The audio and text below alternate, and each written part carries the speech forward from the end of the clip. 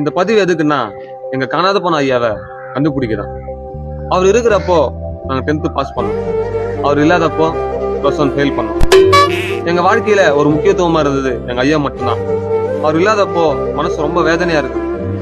நாங்க +2 பாஸ் பண்ணாதான் எங்க அப்பா இந்த வீட்டுல சேப்பன்னு சொல்றான், இல்லைன்னா கீழே செருவுன்னு சொல்றான். படிக்க தெரியாது எங்களுக்கு, படின்னா எங்களை எப்படி படி போறோம் இவனுக்கெல்லாம் எதுவுமே தெரியாது. ஆனா எங்க ஐயா பாஸ் பண்ண வச்சாரு, அந்த பெருமை எங்களுக்கு போதும். தயவு செஞ்சு எங்க ஐயாவை கண்டுபிடிச்சிட்டாங்க. அப்படி எங்க ஐயாவை கண்டுபிடிச்சு தரலையானா நான் தீ குளிப்பேன்.